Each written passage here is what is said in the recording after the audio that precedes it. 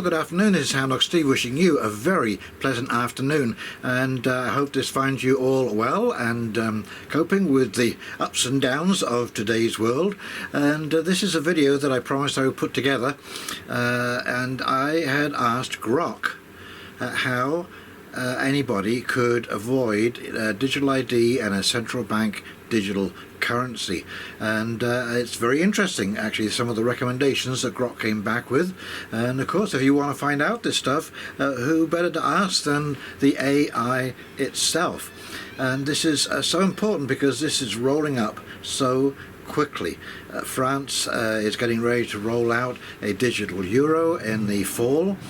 Britain already has a well, sorry, they did have a digital passport, work passport, but that has now been shelved because of public outcry.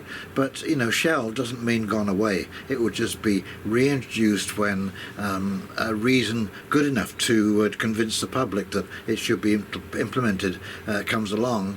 And yeah, it'll just resurrect itself up like a ghost coming from the past. So and Canada, of course, is getting ready to roll out digital payments for benefits like pensions, welfare, ODSP, all of that kind of stuff. And of course, you know, people will be leveraged. You know, if you want your benefits, you will be forced to have a digital ID and a wallet put on your phone so that you can accept these funds. Now, initially it is going to be voluntary, so they're talking the fall of this year is going to be the beginning of that rollout, and initially it will be voluntary. And so I am urging all of you to resist the temptation to buy into this, however convenient it may sound. You know, I mean, really, a four-digit PIN, a password. Do you really need, you know, to carry a driver's license, a health card, so on and so forth? Does this all really need to be in one place? Is it really saving that much time? So this, in many ways, actually is you know, a solution chasing a problem that isn't there.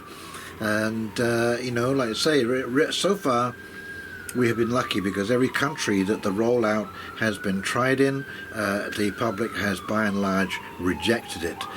But you know, something that came up the other day which I hadn't actually considered or hadn't really thought, you know, too deeply about, is the getting you to consent by stealth.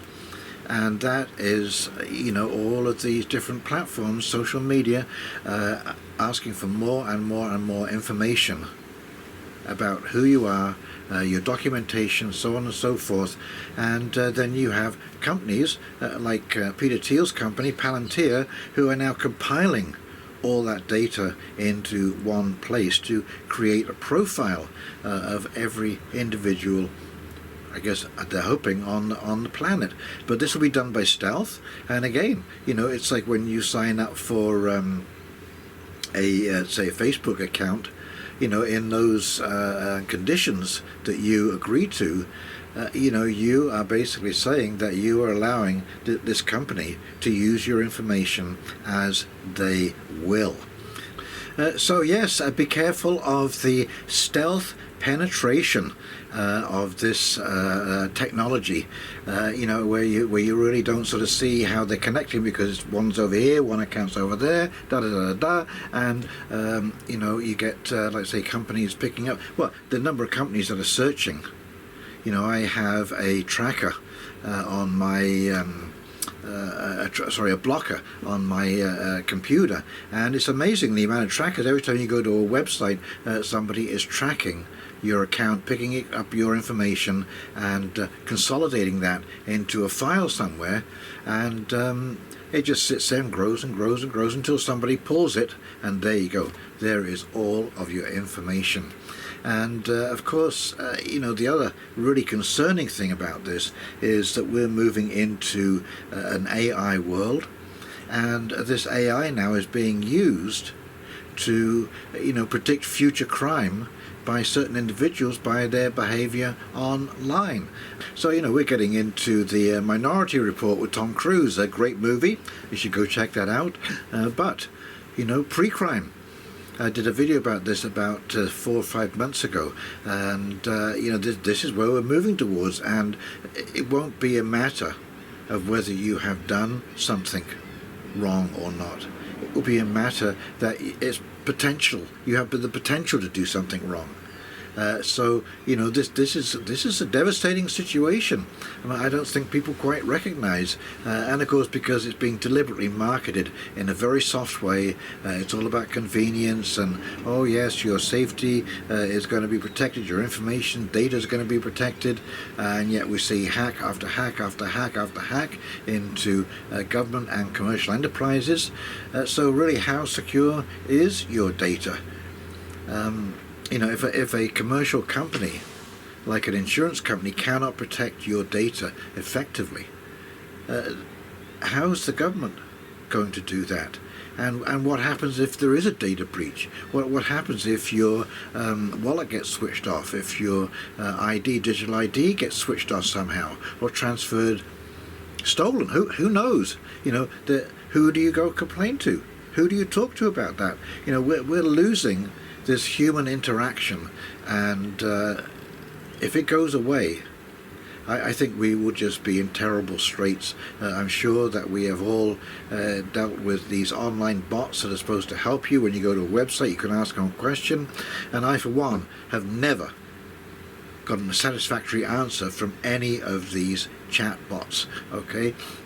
And that's because they're generic, and the same thing will happen. If you have got your, you've lost your identity, someone's taken it, there'll be no way of tracking that down. There'll be no one to talk to say, hey, listen, look what happened. How are we going to get to this? Because the AI will control the system, and the AI will only be operating within certain parameters, and it just, you will cease to function as a human being, because without any of this identification and your digital wallet, your digital ID, you just will not be able to purchase. You will, this will be the mark of the beast, as they call it.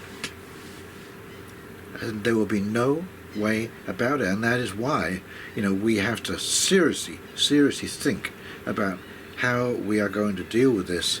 And again, this always comes back to the secondary communities. You need some kind of support system so that you're in a position to say, I think I'm going to pass on that. But certainly initially, whilst it's in the voluntary stage, you need to completely pass on this and resist for as long as possible, and in the meantime, create as many avenues as you possibly can to work outside of the system. Okay, well, let's just go over and see what Grok told us to do, and I'll come back and do a quick wrap-up. Okie dokie, here we go. So here we go, straight from Grok. Practical steps to avoid forced use. Your friend can take steps now to reduce dependence and preserve optionality. These focus on preserving access to cash, privacy-preserving habits, and jurisdictional awareness. 1. Keep and use physical cash extensively. We've been saying this all along. Withdraw reasonable amounts regularly and spend cash for everyday purchases, groceries, small vendors, markets, private sales, etc. Many countries still have no plans to eliminate cash, and even C.B.D.C friendly central banks usually say cash will remain available. Build a habit of cash transactions to support businesses that still accept it. This helps keep the cash infrastructure alive. 2. Use privacy-focused or decentralized alternatives for digital payments. Bitcoin, Monero, Strong Privacy, Lightning Network, or other self-custody cryptocurrencies for peer-to-peer transfers where possible.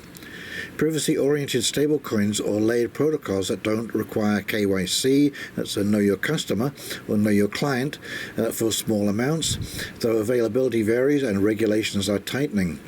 Prepaid debit cards bought with cash were still available for occasional digital needs. 3. Avoid linking all services to one digital identity. Where digital ID is optional, most places in 2026, simply don't download or register for government wallets, apps unless required for specific unavoidable services. Use minimal data sharing. Many services still accept traditional ID documents, passports, utility bills, etc. For online services, use privacy tools, VPNs, alias emails, temporary phone numbers to reduce tracking. 4. Choose banking and payment providers carefully. Keep accounts at smaller community banks or credit unions less likely to be the first movers on restrictive C.B.D.C digital ID integration. Maintain multiple banking relationships so no single institution can fully cut off access. Very important. In some countries, credit unions and certain fintechs still emphasize cash-friendly services. 5. Geographic jurisdictional strategy, most effective long-term option.